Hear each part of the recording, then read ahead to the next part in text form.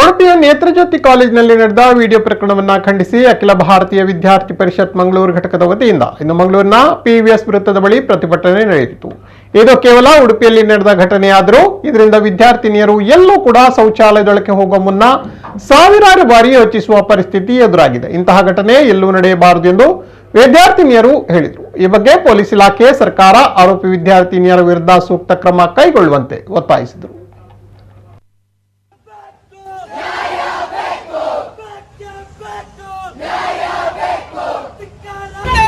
ವಿದ್ಯಾರ್ಥಿ ಪರಿಷತ್ನ ವತಿಯಿಂದ ನಾವು ರಾಜ್ಯಾದ್ಯಂತ ಪ್ರತಿಭಟನೆಗೆ ಕರೆಯನ್ನು ಕೊಟ್ಟಿದ್ದೇವೆ. ಇಲ್ಲಿ ನಾವು ಗಮನಿಸಬೇಕಾದ ಪ್ರಮುಖ ವಿಚಾರ ಏನಂತ ಹೇಳಿದ್ರೆ, ಉಡುಪಿ ಹಾಗೂ ದಕ್ಷಿಣ ಕನ್ನಡಕ್ಕೆ ಒಂದು ಶೈಕ್ಷಣಿಕವಾಗಿ ಬಹಳಷ್ಟು ಒಂದು ಹೆಗ್ಗಳಿಕೆ ಇರುವಂತಹ ಎರಡು ಜಿಲ್ಲೆಗಳು.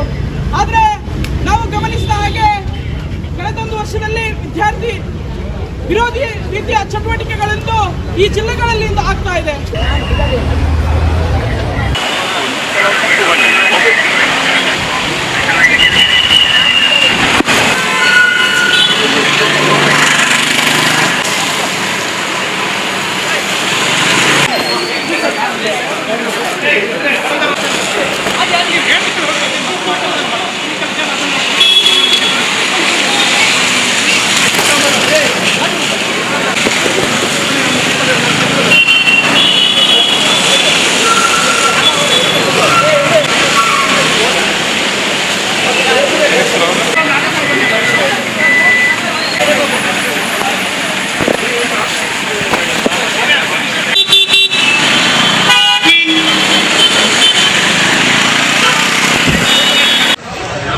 ಆಗ್ರಹ ಏನಂತ ಹೇಳಿದ್ರೆ, ತಕ್ಷಣಕ್ಕೆ ಅವ್ರ ಗುಂಪಿಗೆ ಬರಬೇಕು, ಇದನ್ನು ಅವರು ಸರಿಯಾದ ರೀತಿಯಲ್ಲಿ ಪರಿಶೀಲನೆ ಮಾಡಬೇಕು, ಹಾಗೂ ಯಾವ ಸಂತ್ರಸ್ತರಿದ್ದಾರೆ ಅವರಿಗೆ ನ್ಯಾಯ ಕೊಡುವಂತ ಕೆಲಸ ಆಗಬೇಕು ಅಂತ ಹೇಳ್ತಾ ಮಾತು ಮುಗಿಸ್ತಾ ಇದ್ದೇನೆ.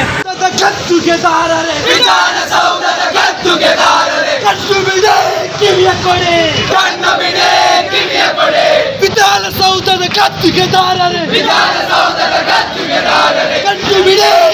ಕಡೆ, ಬೇಕೇ ಬೇಕು ಬೇಕೇ ಬೇಕು, ಕುದಿಯದ ರಕ್ತ ರಕ್ತವೇ ಅಲ್ಲ, ಮಿಡಿಯದ ಹೃದಯ ಹೃದಯವೇ ಅಲ್ಲ, ಬೇಕು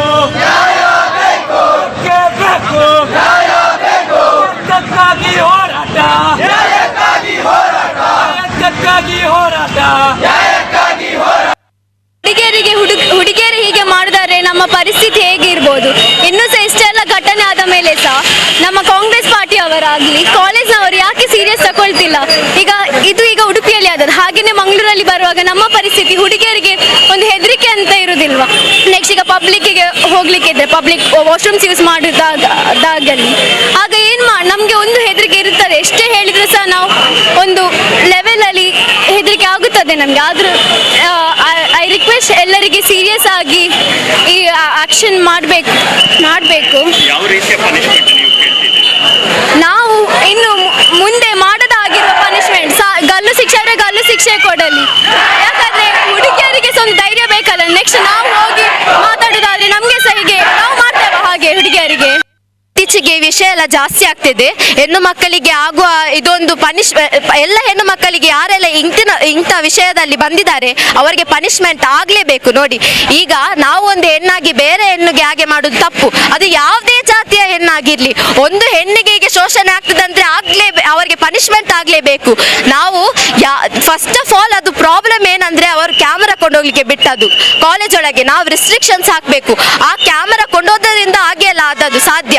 ಆ ಕ್ಯಾಮ್ರಾ, ಫೋನ್ ಎಲ್ಲವನ್ನು ನಾವು ನಿಲ್ಲಿಸಬೇಕು.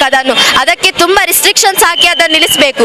ಇಲ್ಲದಿದ್ರೆ ಇದೆಲ್ಲ ಇತ್ತೀಚೆಗೆ ಜಾಸ್ತಿ ಆಗ್ತದೆ. ಮತ್ತೆ ಈ ಪೊಲೀಸ್ನವರು ಯಾರೆಲ್ಲ ಇದಕ್ಕೆ ಸಪೋರ್ಟ್ ಮಾಡ್ತಾ ಇದ್ದಾರೆ ಅವರಿಗೆ ಫಸ್ಟ್ ಪನಿಷ್ಮೆಂಟ್ ಕೊಡಬೇಕು. ಯಾಕೆ ಗೊತ್ತುಂಟಾ? ಯಾಕೆಂದ್ರೆ ಇಂಥದ್ದು ಅವರ ಎಲವ್ಮೆಂಟ್ ಅಲ್ಲಿ ತುಂಬಾ ಪ್ರಾಬ್ಲಮ್ ಆಗುದು. ಮತ್ತೆ ಒಂದು ಮೇನ್ ಇಂಪಾರ್ಟೆಂಟ್ ಥಿಂಗ್ ಆಗಿ ಹೇಳ್ತೇನೆ ನಾನು, ಒಂದು ಹೆಣ್ಣಾಗಿ ನಾನೇ ಹೇಳ್ತೇನೆ, ಇಂಥದ್ದೆಲ್ಲ ಅದೊಂದು ಅನ್ಯಾಯ. ಕುಡೊಂದು ಹೆಣ್ಣಿಗೆ ಅನ್ಯಾಯ ಮಾಡುದು ಇದೆಲ್ಲ ತಪ್ಪು. ಅಖಿಲ ಭಾರತೀಯ ವಿದ್ಯಾರ್ಥಿ ಪರಿಷತ್ ಇವತ್ತು ಉಡುಪಿಯಲ್ಲಿ ವಿದ್ಯಾರ್ಥಿನಿಯರ ಮೇಲೆ ಯಾವ ರೀತಿ ಅಮಾನುಷ ಕೃತ್ಯ ನಡೆದಿದೆ ಅದನ್ನು ಖಂಡಿಸಿ ಇವತ್ತು ರಾಜ್ಯಾದ್ಯಂತ ಪ್ರತಿಭಟನೆ ಮಾಡಿದೆ. ರಾಜ್ಯಾದ್ಯಂತ ಪ್ರತಿಭಟನೆಗೆ ಕರೆಯನ್ನು ಕೊಟ್ಟಿದೆ. ಅದರ ಪ್ರಯುಕ್ತವಾಗಿ ಇವತ್ತು ಮಂಗಳೂರು ಮಹಾನಗರ ವ್ಯಾಪ್ತಿಯಲ್ಲಿ ಕೂಡ ಪ್ರತಿಭಟನೆ ಮಾಡಿದ್ದೇವೆ. ಇದರಲ್ಲಿ ನಾವು ಗಮನಿಸಬೇಕಾದಂಥ ವಿಚಾರ ಏನು ಅಂತ ಹೇಳಿದ್ರೆ 18ನೇ ತಾರೀಕಿಗೆ ಈ ಪ್ರಕರಣ ನಡೆದಿದೆ.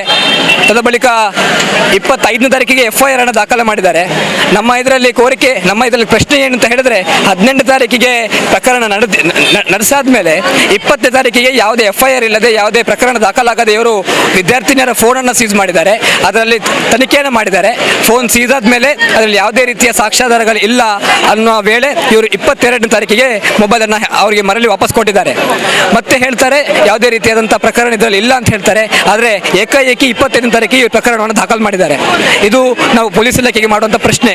ಏನಾಯಿತು 24ನೇ ತಾರೀಕಿನವರೆಗೆ ಪ್ರಕರಣವೇ ಇಲ್ಲ ಅಂತ ಹೇಳುವಾಗ 25ನೇ ತಾರೀಕಿಗೆ FIR ದಾಖಲಾಗು ಮಾಡುವಂಥ ಅನಿವಾರ್ಯತೆ ಏನು ಪೊಲೀಸ್ ಇಲಾಖೆಗೆ ಬಂತು ಅಂತೇಳಿ ವಿದ್ಯಾರ್ಥಿ ಪರಿಷತ್ ಪ್ರಶ್ನೆ ಮಾಡ್ತಾ ಇದೆ.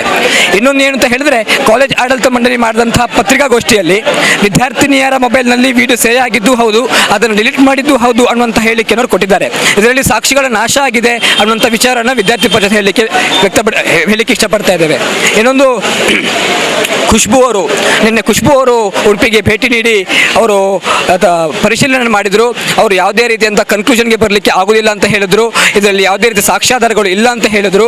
ನಾವು ಹೇಳುವಂಥ ವಿಚಾರ ಏನು ಅಂತ ಹೇಳಿದ್ರೆ ಇದಕ್ಕೆ ಇನ್ನೂ ಕೂಲಂಕುಷ ತನಿಖೆ ಆಗಬೇಕು.